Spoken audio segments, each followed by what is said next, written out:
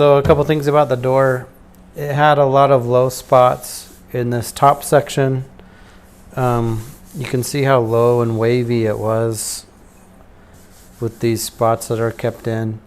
When I originally sanded the car 11 years ago, I thought I was going to take out the curves or the sharp edges because I felt like that's what I wanted. And now going back through this, what I ended up doing was a long time ago I ruined this edge and wiped it completely out.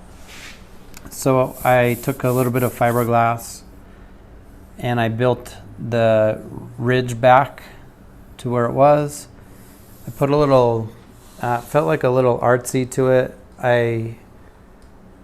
The edge normally stops about right here and then starts blending into the car. I extended it about 2 inches before it did that and gave it more of a rough Paul Rogers feel to it. I also smoothed this section out right here. It was a big divot. What I'm really happy about is I got the doors hung finally, and I shortened the gap in the front. It's still really wide, and I can slide it forward just a bit, and I'll probably end up doing that just a hair more.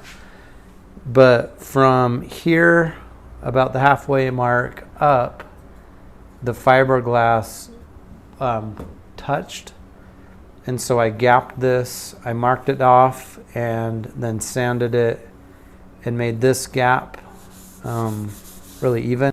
This section right here was probably 1/8 of an inch, maybe a little more than 1/8 of an inch low, so it didn't sit flush.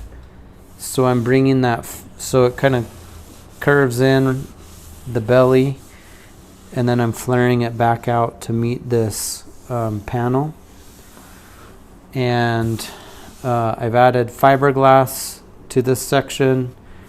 Now I'm smoothing it, and I got to redo my gap right there.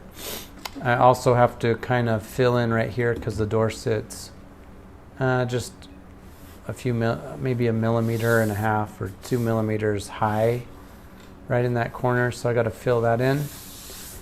I'm really excited about this edge. Like pretty crazy. Driver's side, initially I wanted to eliminate the door locks, and I've decided for the driver's side I'm going to put the door lock back in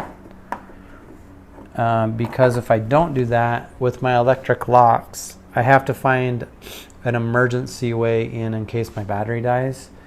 And I was going to run a door and a cable up to the front under the wheel well that I could open and pull on in an emergency.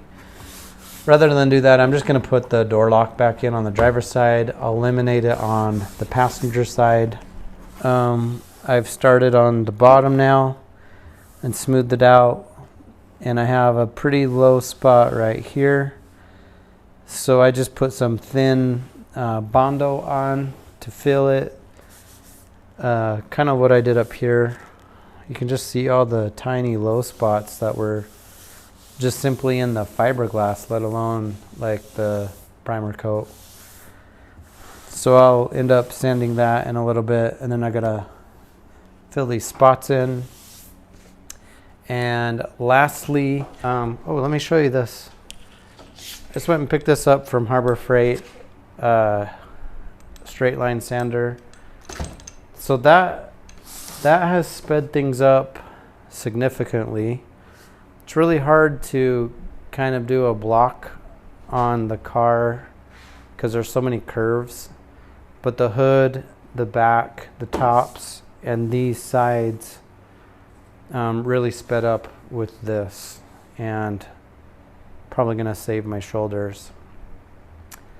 I think we do all need to remember that this car ran and drove fine last year, and when I bought it 12 years ago, or 11 years ago, it actually had some paint on it, and it had carpet and seats and a 4-speed transmission. So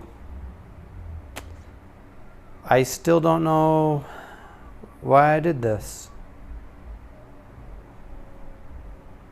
But there's an update, and it has been really enjoyable to kind of get into more of a artistic version of car repair.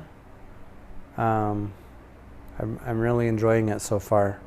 It's taking a lot of time, but thought I'd give you a quick update.